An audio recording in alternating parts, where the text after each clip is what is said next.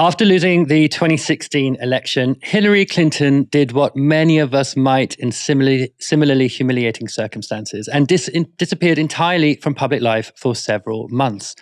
Not so Kamala Harris. The Democrats have released a video of her speaking to supporters, which, well, I'm going to let you watch it for yourself. I just have to remind you, don't you ever let anybody take your power from you. You have the same power that you did before November 5th.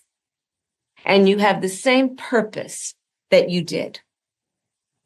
And you have the same ability to engage and inspire. So don't ever let anybody or any circumstance take your power from you. Oh, Kamala, if I'd been through what you've just been through, I think I'd be drowning my sorrows too. And this may not even be the last time we hear from Kamala. Politico has this story. It's been reported that Harris is considering running for president again in 2028, or for governor in her home state of California in 2 years' time. And some people have even joked that Democratic staffers may have shared that slightly bizarre video in a deliberate attempt to prevent her becoming the 2028 candidate. What do you reckon, Helena? Are the Democrats sabotaging Kamala's future plans? And is it even realistic to think she might run again after what just happened?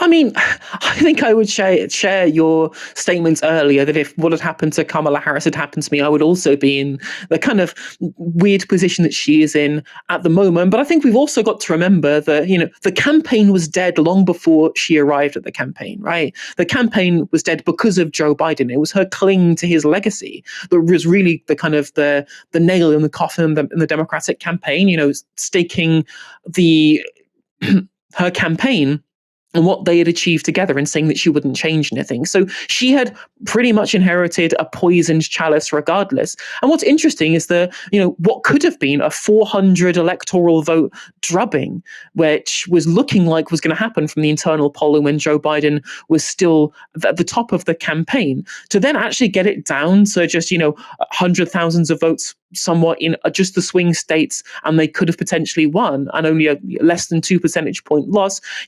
I think she might have been able to at least capture some amount of sympathy from the Democratic supporter base that, whilst I don't think it's any reasonable to think that she might run for president again, something like the governor of California, this doesn't seem unreasonable to be thrust into the position of potentially running for president within 2 months and scraping together a campaign. I think the Democratic member base, the kind of liberals who support it, she's not going to have too much disagreement from having some kind of powerful position that isn't necessarily running for president again. The issue, of course, is that what we see from this clip is that the Democrats clearly haven't got a clue about where they go from here. All the infighting that we've seen is symptomatic of a party that is fundamentally broken.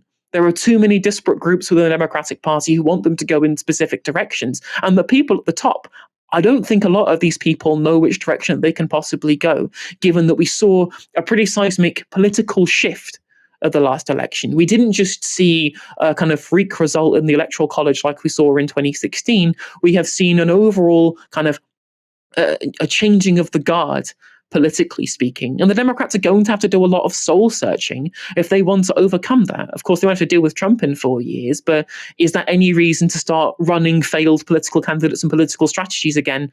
Clearly not. Clearly not. And I think we're seeing that level of which they don't know what to do, it kind of embodied in this weird video, which was mostly aimed at people who feel as dispirited as Kamala Harris does right now.